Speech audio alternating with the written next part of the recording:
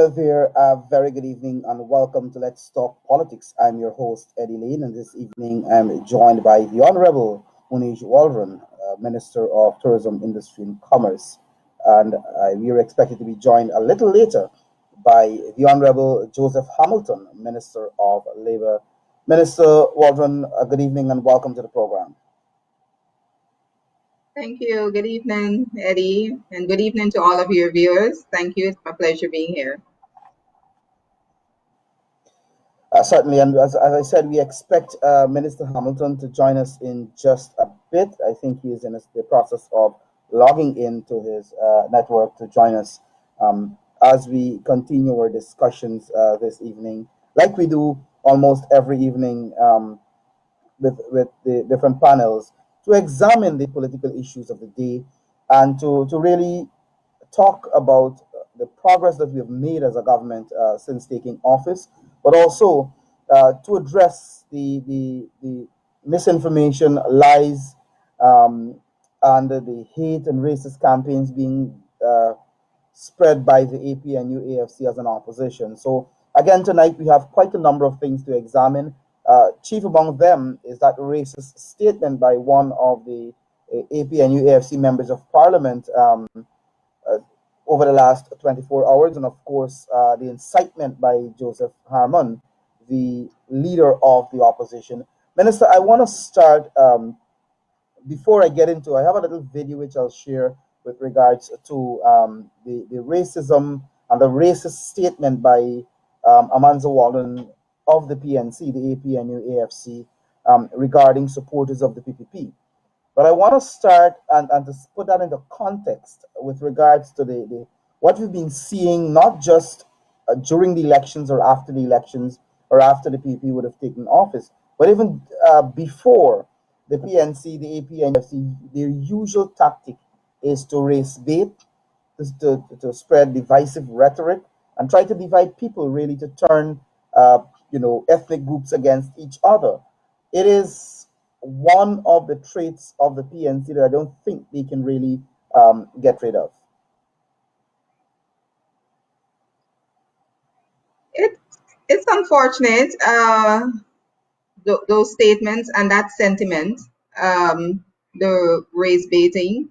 As you know, Eddie, I am new to to the scene. I'm new to politics, and it has been quite an eye opener. Uh, Many of these people, like Amanzo Walton Nazir, no less, is a colleague of mine at the bar. And so you sort of expect a different standard and level of engagement um, in court and on the political battlefield as well. And what you're getting, what I have been seeing, is some base and very I might say very unintelligent and unreasoned conclusions being brought, and it could only be to incite hatred, further hatred, incite a base that they seem to think wants to hear that kind of rhetoric. And it's been unfortunate because it's coming from people that you would expect to raise to be able to raise the level of the discourse, to deal with issues and other things that we can easily talk about. But this kind of rhetoric has been quite disappointing, and as a newcomer to the political arena.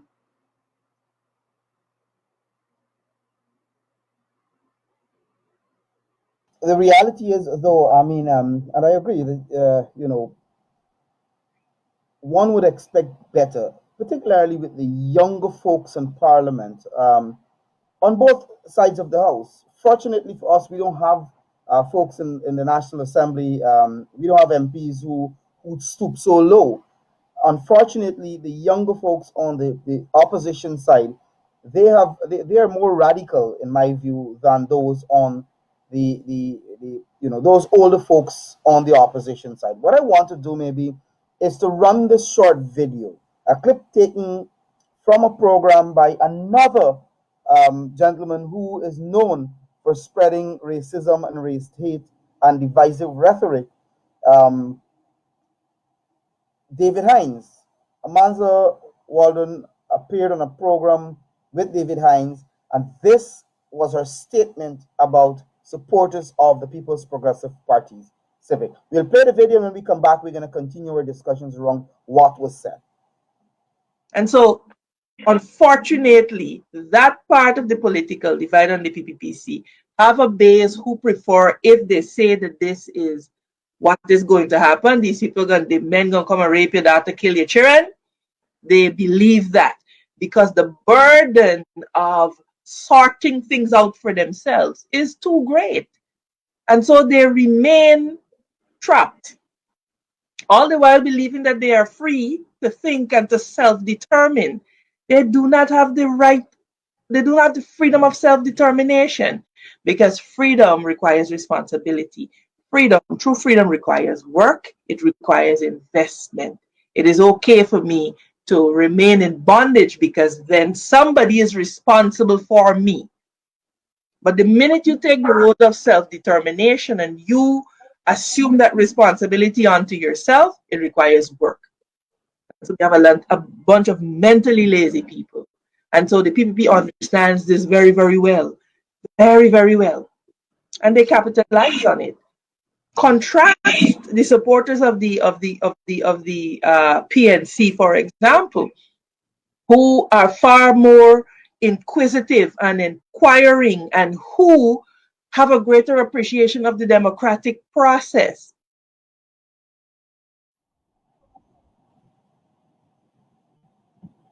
So there, you had it.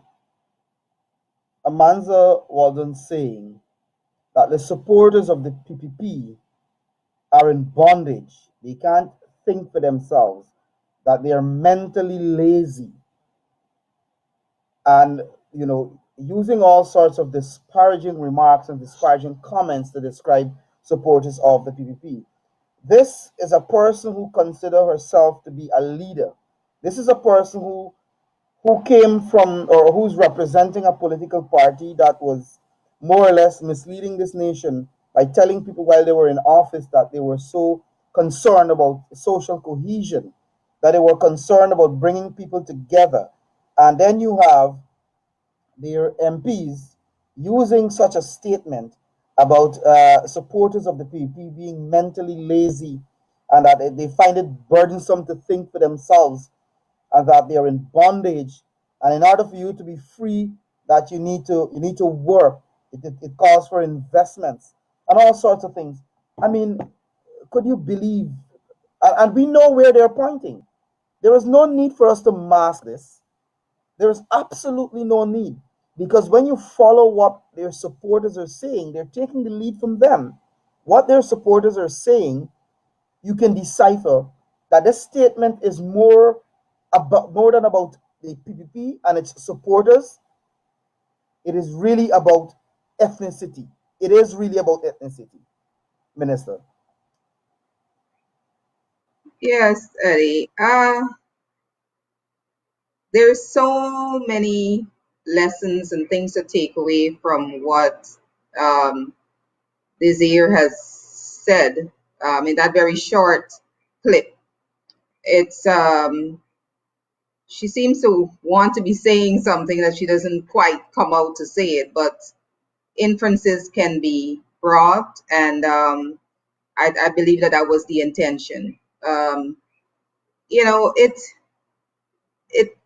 one of the things that jumps out to me that is so alarming is that she seems to want to attack now the supporters of the PPP, and when these are people who are just like her, all of us, we want to get up, earn a living, we raise our children, we have our families, and we want to live, and we go out and vote, and they're for voting and supporting a party. And another thing that she does, and which is also alarming as a lawyer, is that she has no empirical evidence of any of these sweeping generalizations she has made about PPP supporters.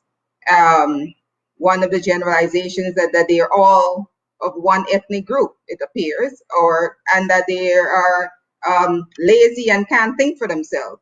And those kinds of attacks, it's extremely unfortunate. As you said, it's coming from a leader, a supposed leader. But what it tells me, it screams of a desperation, and it screams of someone who has run out of ideas, who have seen that they have lost, and they're just playing in the wind. And I urge all of us, supporters and myself of the PPP party, to not fall into that, to to fall into that way of thinking and that mode of behavior, that it's that mentality of mudslinging and calling each other's name and deciding and making innuendos and that you are not good enough. We're not good enough because we have supported a party that has literally trounced you at the elections and continues to trounce you in court. And so dealing with a loss, that this is someone who has a hard time dealing with that loss. But to attack supporters, hardworking people who are going to work and trying to make a living, and just like any one of us, to dehumanize people on account of winning points and in the political battlefield, it is base. It is so low. It is something that it's an argument and an attack that comes from the lowest of the low. And I'm quite disappointed. There's a saying that out of the abundance of the heart, the mouth speaks. I'm quite disappointed that this kind of rhetoric has come out of a colleague of mine. When I say colleague, a colleague at the bar, a lawyer who ought to know better, who ought to have been. And so it begs the question then. You call PPP supporters who you assume are not as educated as you, that this kind of unintelligent analysis is coming out of a lawyer, then you might as well, it begs the question then, who is smarter than whom? Because we can all see the fallacy in that argument. And it's grave because the constant need, the need to attack, to bring this divisiveness between us, it's we have to continue to call it out. But Ms. Desir has no empirical evidence about any of what she said. And I must say to Eddie that all parties have a base support. They're supporters who are not going to vote for any other party. There are people who are going to stick with you, who are loyal to the point. Every single party has that. Does that make you unintelligent? Does that make you unthinking? Does that make you lazy because you have decided that you've pledged loyalty to a cause or a particular party that you feel has your interests at heart? No, it doesn't. And for her to come and say these things, it's quite alarming. It's quite alarming, and I would hope that it it does not continue to be a rhetoric and the thing that continues to that we continue to tout about our supporters. This is not, has not attacked the leaders of the party. She's attacking ordinary Guyanese who have pledged an allegiance to a party and saying that you are stupid, you don't matter.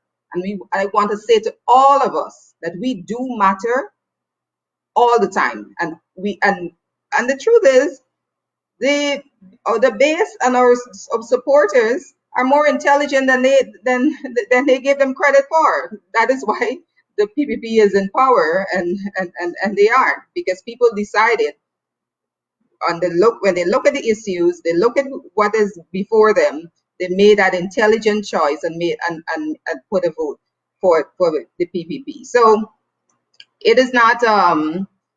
They're certainly not the attacks as being unthinking and mentally lazy is certainly without credit, and it is unfortunate, and we should call it out as hate speech, and call it out for what it is.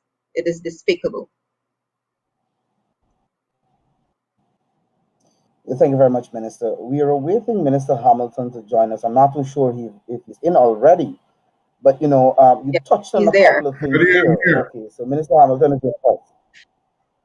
All right, I'm happy that you're in. Minister, we were discussing, we looked at the video, that divisive, that nasty video with those disparaging, those degrading comments from MP Amanza Walton, talking about supporters of the PPP, calling them mentally lazy and all sorts of things. You and I had this discussion many months ago during the campaign, after the campaign. That 5 months when they held this nation ransom, we had this discussion of these people going mad. I think and Minister, you touched a little bit just now. You talked about desperation, but I think it's downright going crazy to this people political party, lazy, can't think for themselves and all sorts of things. I'll bring you in here, Minister Hamilton.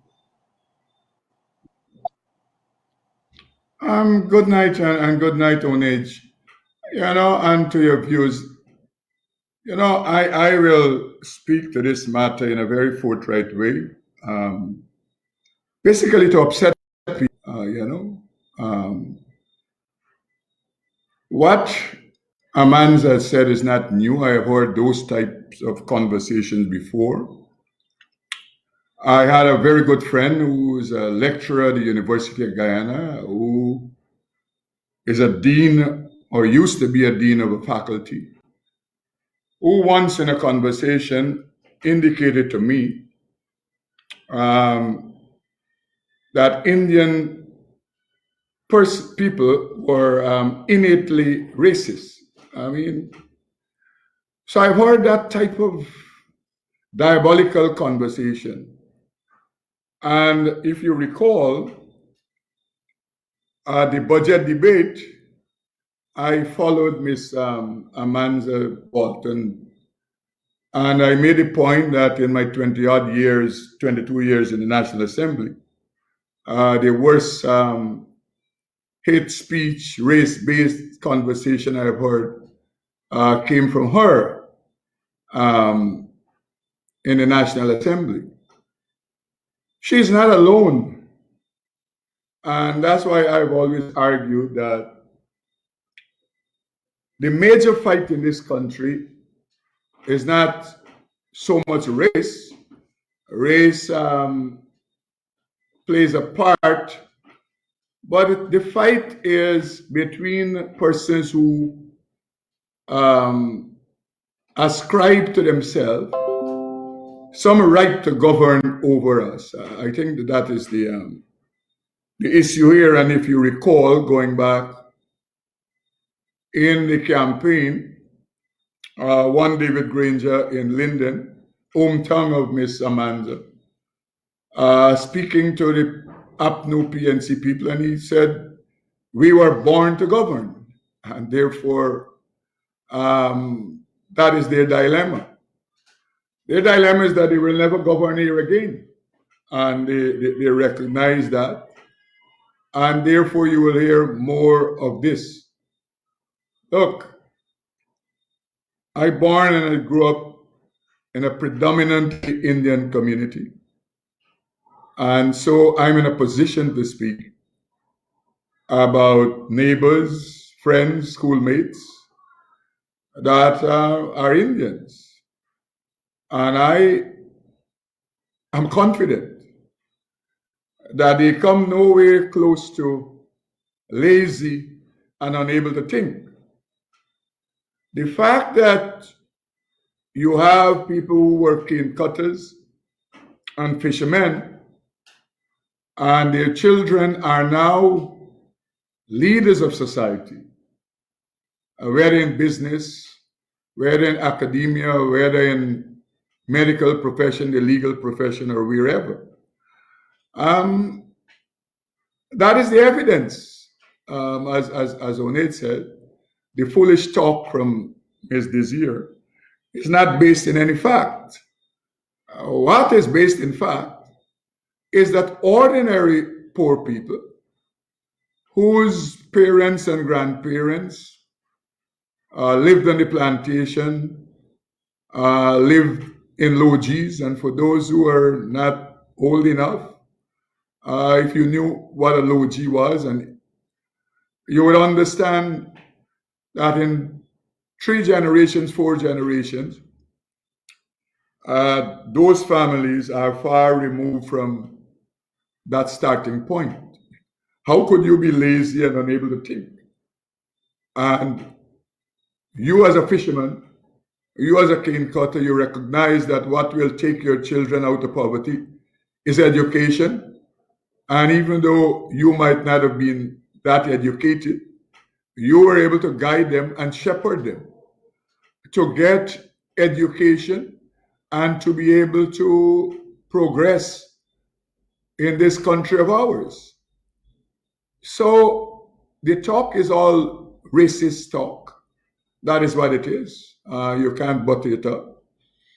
The talk is of wounded people, coming from wounded people. The talk is coming from desperate people.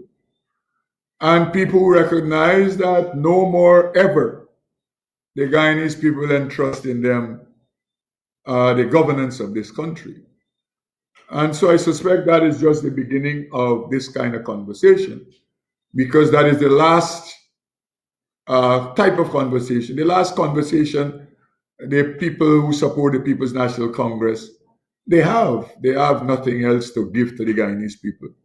They have nothing to even to give to their supporters as regards a vision, as regards how they can help them to navigate difficult circumstances, to take them out of poverty, and to be able to change their lives for the better. So that is the talk they have, and it will continue. I don't know if it will change. I suspect it might get worse than it presently is, and therefore the security forces, and whenever the Ethnic Relations Commission is reestablished, they have to deal with those matters and deal with people condignly who are attempting to inflame and create conditions in this country that can become combustible. So we of the People's Progressive Party, Civic, we know who we are, we know what we are. Most of us are children of working class people. And we are proud of that we were able to, in 2-3 generations, remove ourselves and our family name from where it once used to be. And so we couldn't be lazy and incapable of thinking, and we were able to do that. So those are the things that I would want to say in my opening comments on this matter. What is important, though, everyone would note, is that whilst Amanza was speaking, one Dr. David Hines was nodding all the time in concurrence and support of the language and the nonsense she was speaking. And that informs you, the saying, birds of a feather, they flock together.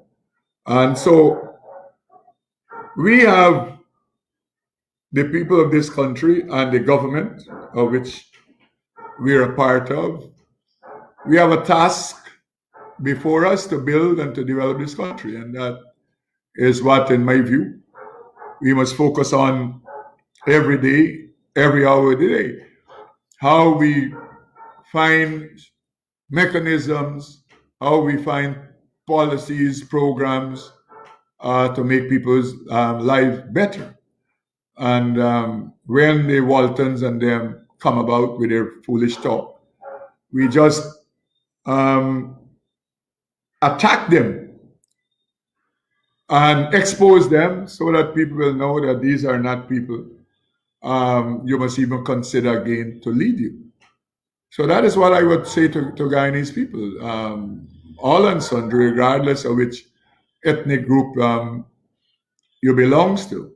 And what is so stupid with these people is that sometimes they look at a person and they're assuming that this person is of all African descent, not even understanding the relationship and the family tree of this person.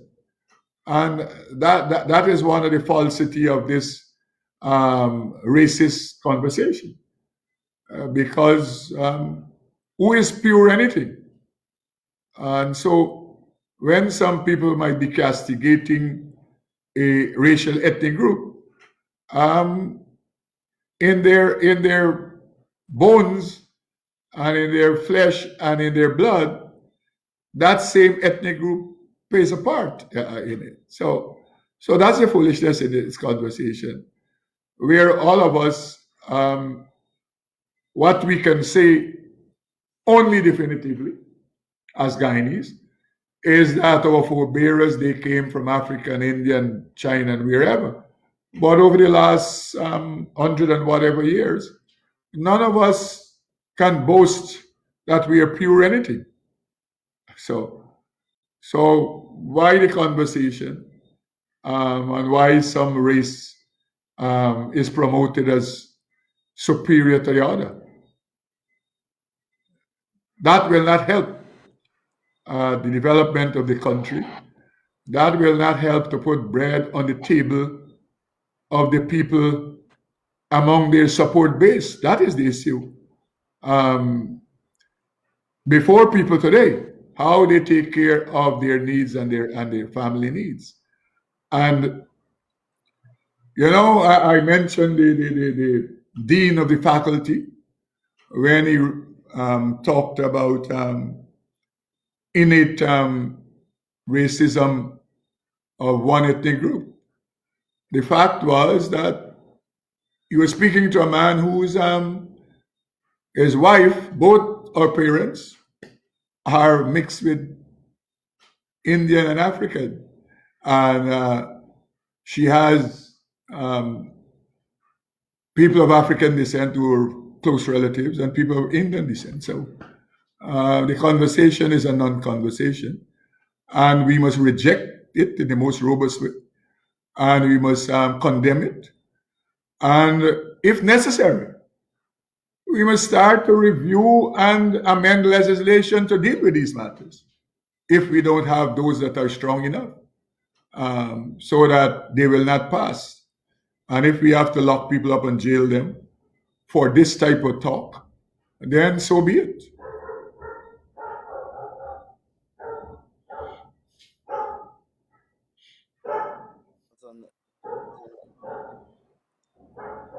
This, what is the basis, I think, for this? And we recognize it. We recognize how they were shifting their position, they were finding and making up stories to tell people during that 5 month when they knew that they lost the elections. So the court ruled against them, and we knew that the elections petition was not going to make it anywhere in the court. So they have to find something to tell their supporters. They have to find something to pacify their supporters. They have to find some excuse to deflect attention from their failure in the first instance in the courts. And I think the AG spoke extensively before how that how ill-conceived was that election or those elections petitions, and that was further compounded when they were exposed in the court that and the Chief Justice ruled against it. So what do they do now? They attempted to get people to come out on the street to support their foolishness, knowing fully well that they lost the elections, knowing fully well they had absolutely no basis for the elections petition. They failed in getting people to come out. So they are now trying to excite people to create conflict among ethnic groups in this country, thinking somehow, and I keep saying that it is the same strategy, Minister Hamilton. You will know more than I do. It is the same strategy they attempted with the More Fire, Slow Fire campaign. So they believe somehow that the people of today, the Guyanese people of this era, are the people of maybe 15, 20 years ago who they attempted to manipulate.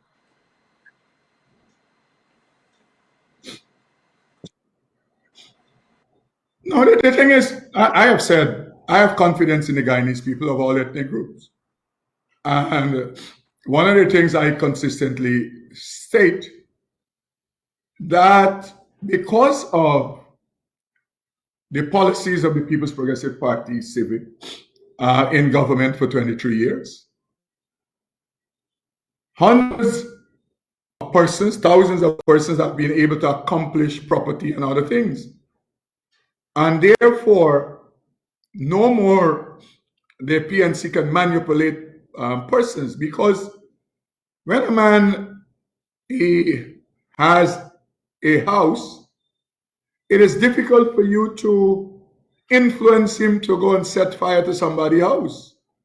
When he has a car, uh, it is difficult for you to tell him to go vandalize somebody's car.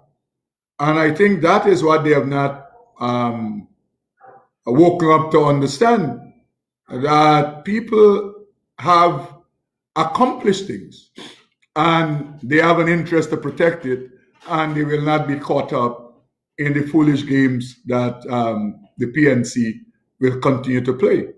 They will protect this country because they see it as protecting themselves and their families. And we saw it played out in 5 months in elections fiasco, where the Guyanese people were as regards ensuring that peace reign in this country and we continue to live together as brothers and sisters. Minister Walden, I'll bring you in here, and I think Minister Hamilton touched on the point that it is something that every right-thinking Guyanese should condemn. We cannot, in the 21st century, allow people to try to divide us along racial lines, allow people to ethnic groups against each other because of their narrow political interest.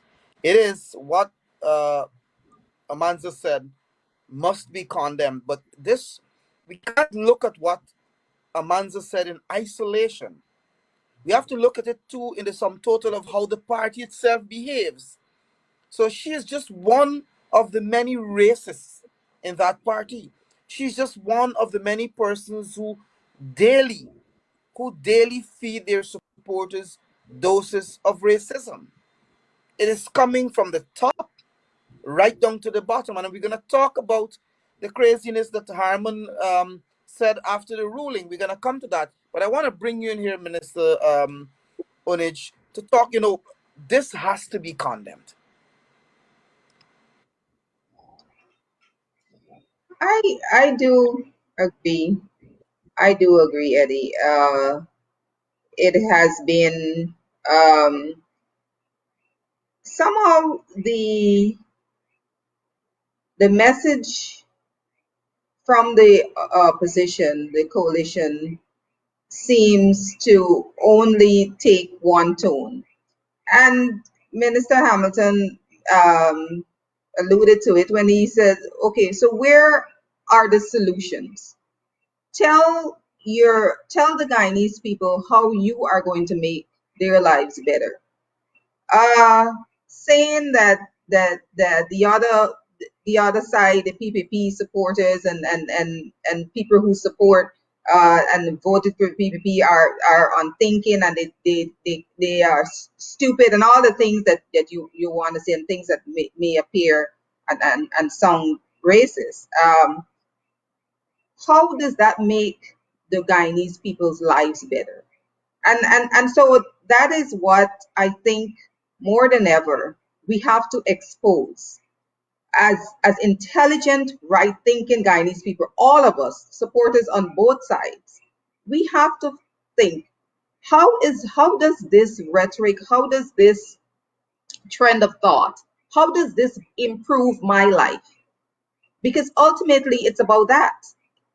And one of the things that I must say that the policies and programs of the People Progressive Party Civic, and that I am wholly convinced it's about making Guyanese lives better. And that is why I am convinced that this is the party for the people, for all of Guyana.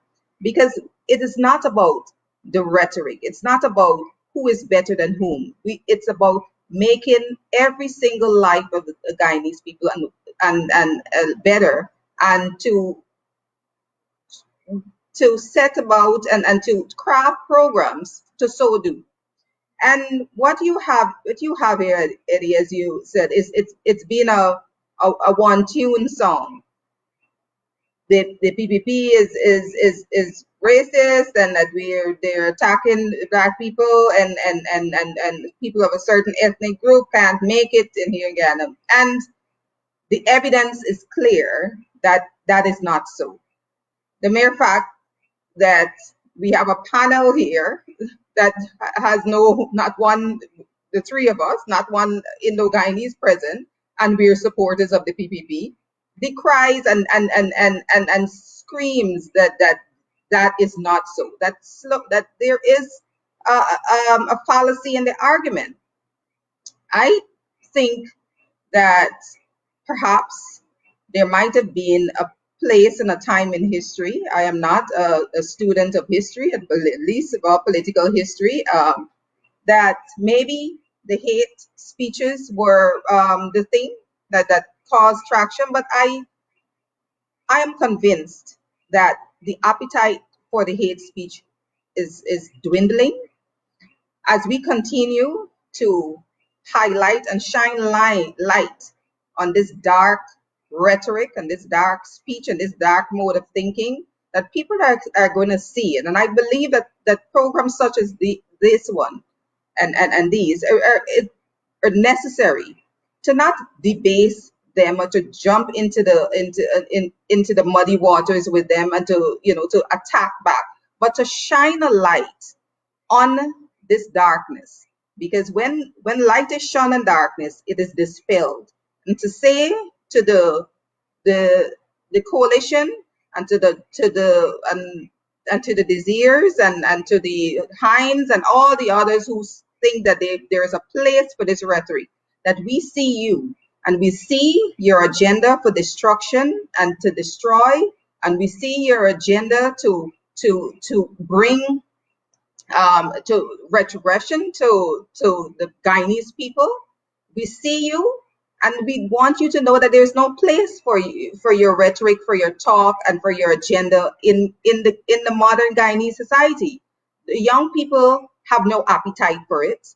You look and see when there was this call for protest after the election thing, that there were a lot of people. My friend, I have a very close friend who called her mother, and she's a staunch and ardent supporter of the coalition and would always be out there marching. He said, are you coming out to march after the thing? She said, look, girl, I don't have no time with them and their foolishness. And that is a sentiment for many of their supporters, who I am very well aware of.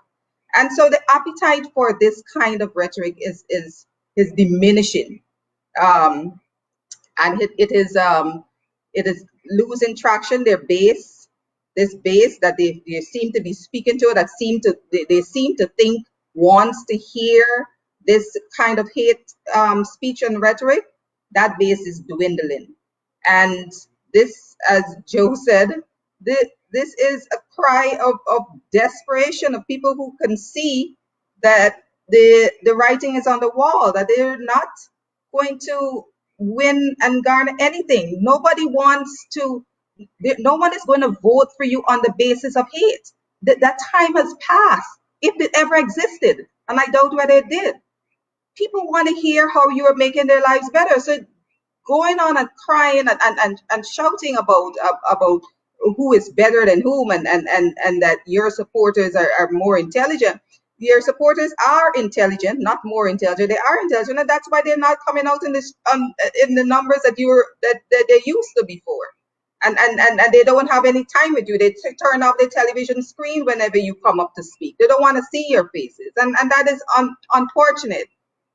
But come to the people, come to us with how do I make your lives better? These are my suggestions. These are these are the issues that I see that need addressing, and these are my solutions. None of that is coming. None of that. We're not seeing any of it.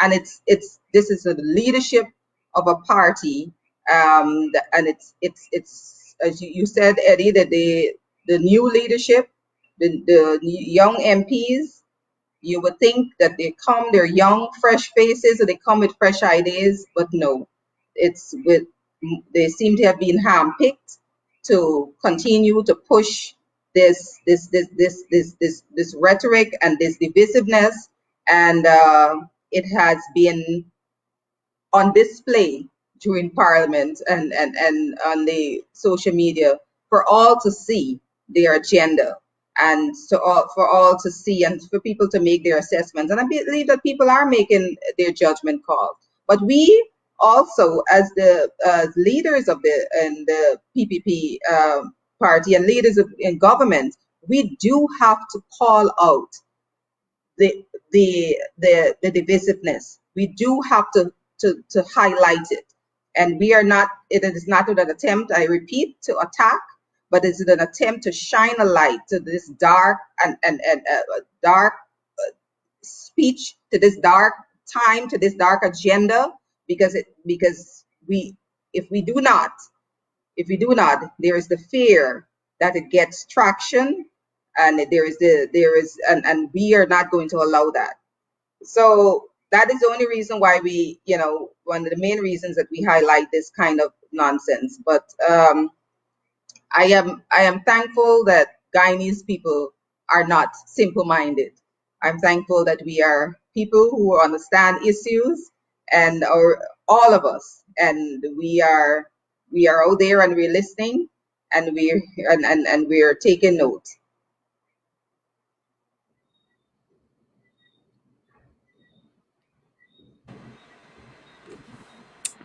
Thank you very much, Minister Onan. But and you made a couple of points, and I want to spend some time just now to deal with the issue of Harman. But we all know, and I think you just hit the nail on the head, that the PNC has a history, and the PNC's only form of politics is race-based politics. Is to try to divide people, divide and rule, to hold on to their base. But as you rightly said, every single day, people are recognizing the stark difference that you have a political party who are using one ethnic group, and this is the reality. They try to use Afro-Guyanese as voting machines just to vote for them. Because when people voted for them, and I hope they'll recognize that in 2015, when they won the elections under questionable circumstances, that it wasn't only Afro-Guyanese that voted for them, but many of the very people who they're now saying are mentally enslaved and can't think for themselves.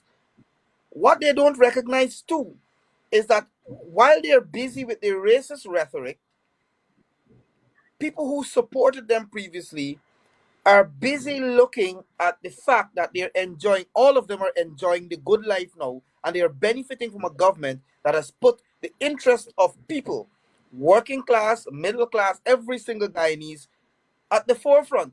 While they were in office, they were more concerned about putting the interest of an elite group, Granger and his small gang of hustlers, their interests were put before. So people are recognizing that, and people are recognizing that this government is concerned about their welfare, about their personal development, about their growth, and about creating opportunities for every single Guyanese, from the children, the teenagers, the ones who just leave school, the ones in the workforce, every single person, opportunities are being created for. So people no longer want to hear your racist rants at PNC. People no longer want to support you because you think that they should support you because of the color of their skin or the texture of their hair. People are no longer concerned about that. The People's Progressive Party Civic won the elections in 2020 because of a diverse support base. It was because of support base. Supporters of all ethnic groups, people of all ethnic groups supported the PPP. So this whole racist rhetoric that Amans is going on with, and Sherrod and all the others, it's not going to work. You're just shouting into the wilderness. No one wants to hear that. But I want to bring you guys in to talk a little bit about, and I will read this quote from Harmon, who seems to be on a path of more fire, slow fire, of destruction. And this is what he said yesterday when the court ruled. Um, Today is a dark day. Not yesterday, sorry, 2 days ago. Today is a dark day, an ominous day for democracy in Ghana. The ruling of the court must strike fear in the hearts of all democracy-loving people in Guyana, in the Caribbean, and around the world. We have continuously called on our people to keep the peace, to remain calm, and to uphold the law. Today, however, we have witnessed once again the judicial system failing our people. The AP and UAFC cannot or will not be held responsible for the reaction of the victimized, disenfranchised, marginalized masses. We will continue to fight and wish to make it very clear that the options remain open to us. This resembles exactly what Donald Trump did in the United States that caused the overrun of the Capitol building. Ministers, I bring you in here. Maybe I start with Minister Hamilton, or Minister Oneidge, you want to go first? You go first, then I bring in Minister Hamilton. Yeah. Yes, this was a clear dog whistle. This was a call for not so veiled, veiled call for people to take the streets. And oh my gosh, it was the statement was once again very unfortunate. To think that the two statements have come on the heels of each other. It's a really dismal showing, and a dismal indication of the leadership of the coalition, and the leadership in the country. These are supposed to be leaders in the communities, and Harmon has displayed a disregard as an attorney at law himself, an office of the court, for judiciary, that his statements, I believe, deliberately was intended to undermine the judiciary, and that in itself is undermining the rule of law, and it's under our democracy. And the call, which I believe was a dog whistle to the people. I won't be responsible for what, when people decide that, what will happen. That was a dog whistle, and people can see it as such. And if it is, you have to decide, Mr. Harmon does, if he is going to say that they abide by the rule of law, and then decide that you make it clear that you are not going to be responsible if people decide to take to the street because they disagree with the judgment of the court. You can't have it both ways. It has been a very dismal display of leadership once again by Mr. Harmon. I think but it also has become very dangerous. It is dangerous because it's an institution. The judiciary, the court system is now being told that it's okay to undermine it. That it's the supporters are being told that you don't have to comply with any rule of law, that you can go out there and be lawless. And to hear that coming from a leader and from a lawyer, no less, it also reeks of desperation, but it's extremely dangerous. Extremely dangerous. Lives can be lost with this if we continue to embark on this this direction. It continues as leader of the opposition to say things like this was an attempt to install a regime that is illegitimate, when there has been constant and many court actions, reasoned judgment that went all the way to the CCJ that has said that these elections were held were legitimate and that the PPP legitimately won. And to make statements like this, yes, it is reminiscent of the Donald Trump actions, and it's an attempt to continue to erode the judiciary because you have not been getting results that you would expect. I am quite flabbergasted. I think the call for the supporters of the coalition to come out and do as you wish should be called out by all of us for what it is. It's a dog whistle. It is, you come out, you think, because we are desperate now, and so we just have to destroy. It's just destroy everything, because there is no way that we see that we can win this, and so the only thing that we can resort to is destruction. And we have to be careful with this kind of rhetoric. I believe that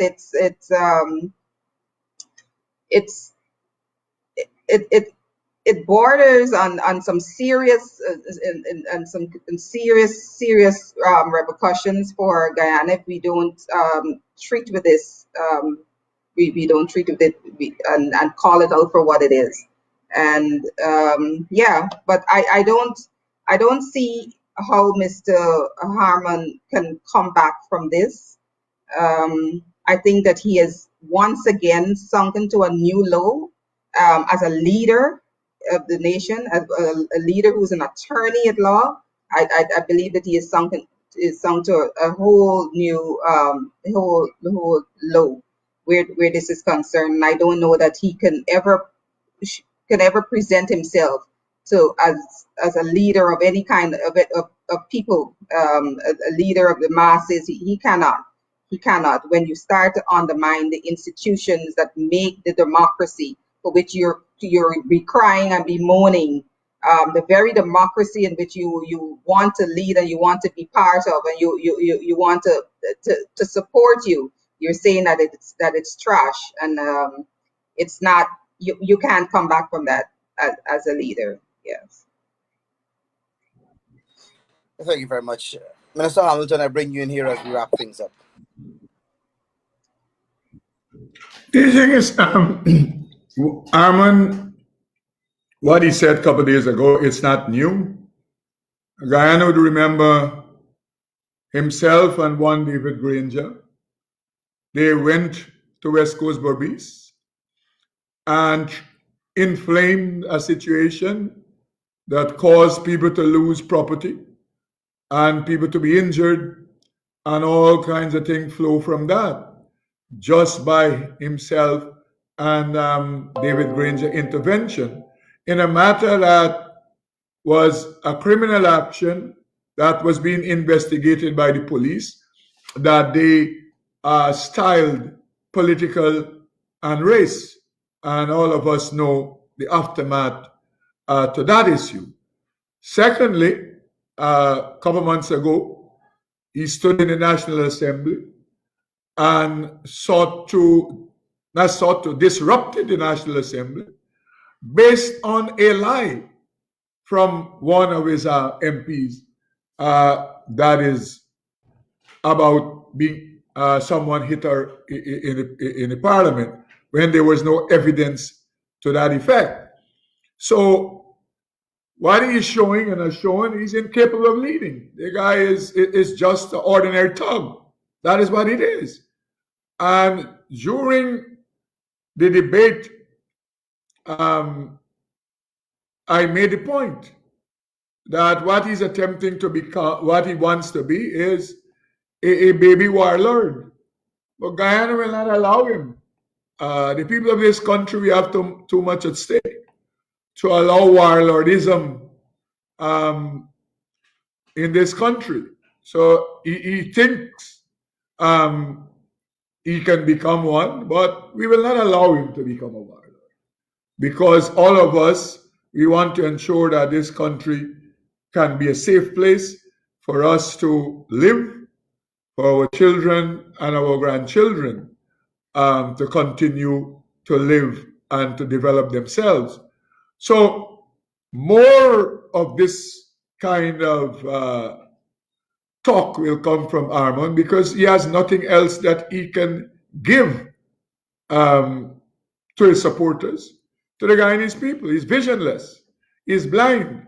And you know the saying, the blind leading the blind. That's what you have here. But what is important for people to note is that all of this that has happened and is happening, David Granger stays silent. So we can conclude that he is in support of this type of rhetoric and this type of racist talk, because at no time he has ever condemned any one of his members or the people that are in parliament who have been spewing this type of hate in this country. So I am concluding, and Guyana, we have to conclude that David Granger is part and parcel of all of this, like he was part and parcel of the attempt to rig an elections. But, you know, and the whole world recognized that. And that is the reason why today he's left with the title Sanctimonious Gangster. And that he continues to do the same thing, where he divorced himself from these things when he's a party to everything that is happening. So we have a country to build, and we will continue to do that. We were elected to govern, and Irfan Ali was elected president of this republic, and he will continue to lead the government and the people of Guyana. And our mandate is to give service to the people of Guyana. And as Oneidge said, even in their support base, people are waking up to the reality that the only people who can offer them developmental aids and developmental policies to the benefit of themselves and their children is that of the People's Progressive Party Civic. And that is the reason why it burns the APNU and the AFC and the PNC people, that we can go into communities, our ministers and the president, prime minister, and we are welcome, because the people sincerely recognizes that the people who care about them and want to ensure that their needs are met, that is the People's Progressive Party Civic in government. So we will hear more of the type of talk from Desir and from Armand and all the rest that are the bundle there. We will have to call them out. We will have to put it before the public. But I don't think we should be distracted from the programs and plans that we have to deliver goods and services to the people of Guyana. Minister Hamilton, Minister Walrond, I want to thank you two very, very much for joining us this evening. And of course, I want to close by saying, on behalf of all of us in the government, to urge Guyanese to continue. The COVID-19 pandemic is still here, to continue to do the right thing, to follow the guidelines, mask up, social distance, sanitize. You know, you don't need to go out for any reason. Please don't go out, to stop large gatherings. And also, I want to encourage Guyanese who are 18 years and above to ensure the COVID-19 vaccine is available and it's safe. All of us on this program would have taken the vaccine, and we're okay.